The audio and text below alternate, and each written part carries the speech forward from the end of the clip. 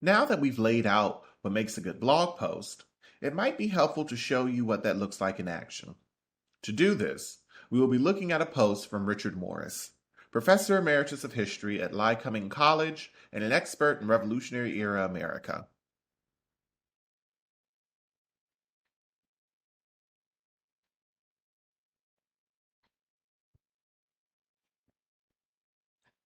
As we discussed earlier, the first thing to look for in any good blog post is an engaging topic.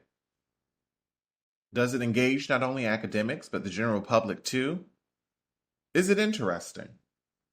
Richard Morris did this by talking about the modern phenomena of cancel culture and its similarities to earlier practices used by the public in Revolutionary era Massachusetts.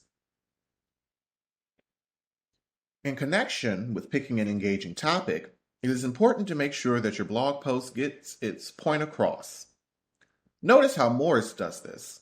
He gives an interesting hook about cancel culture, tells us what cancel culture is, then tells us how it is connected to colonial America. Even more impressive is the fact that he does it in only 86 words. The next thing he does, through his body paragraphs, is take us through the history of Revolutionary era cancel culture. He tells us how it came to be, gives us examples of it in action, and ultimately tells us why it matters.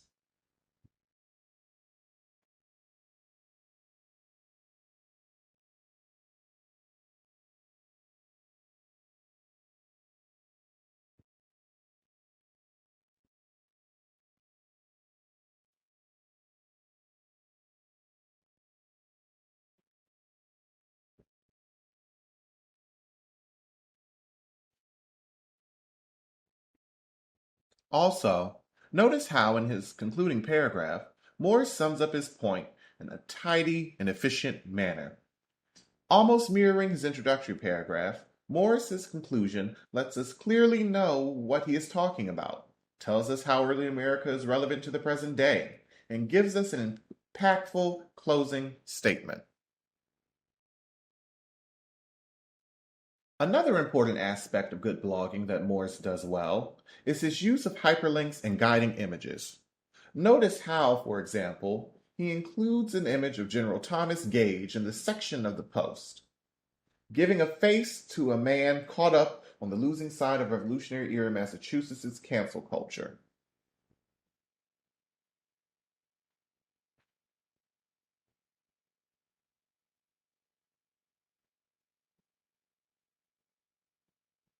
Likewise, in a note at the end of his blog post, note number 1, Morris includes a hyperlink to a digital copy of a transcription of one of the sources he used. By doing so, Morris is bringing the readers behind the curtain, as it were, of his research.